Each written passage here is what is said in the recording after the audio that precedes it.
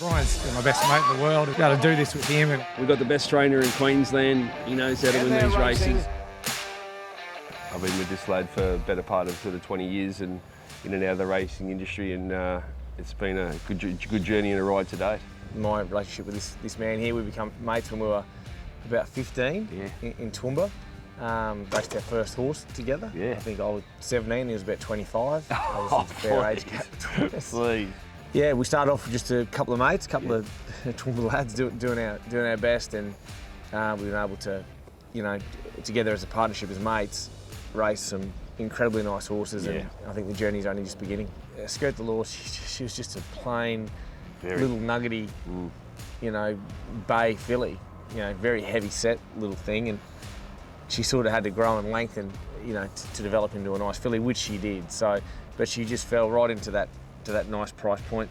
She was one of the more popular horses we sold that year. We probably could have sold her 10 times over. Yeah, 10 times over. And I'll take you back a bit further, really, when we first started working her along. She was a nice filly, but she was never your standout 2-year-old. She was the filly who just kept improving week on week.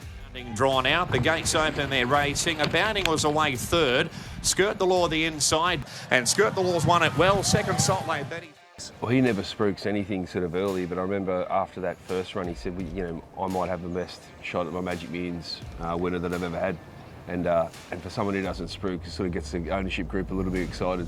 Skirt the Law cantering down to the line to win. Skirt the Law from Talk IT, 3rd to 1. Getting to the races and going out walking the track when it was pouring rain, absolutely soaked, and I thought, oh geez.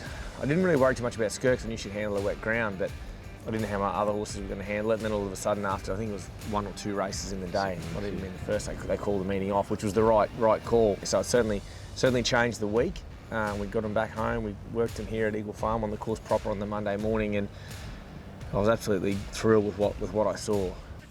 Set now, they're racing in the Magic Millions, and the inside Skirt the Law began well. It was kind of a surreal race watching it. It reminded me a lot of when Templar Boom won his Group 1, when he won the Galaxy. It was like watching the race in slow motion because everything was just going perfect. Yeah.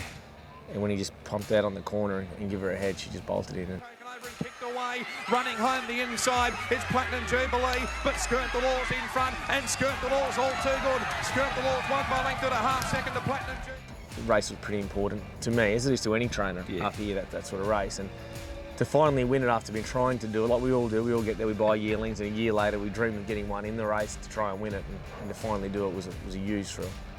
A lot of the members that were in the Black Soil Bloodstock group at that stage had a lot of interested ladies, and we hadn't really put together a ladies horse before. And I mean, the prize money that Katie Page is putting on was just too enticing. And I go back to sort of laying down the plan of just wanting to get a good, solid, cutest horse that the ladies could tick over a little bit of prize money and have some fun, let alone getting to the big dance and having this bloke prepare a horse to win the Magic Millions. It was fantastic.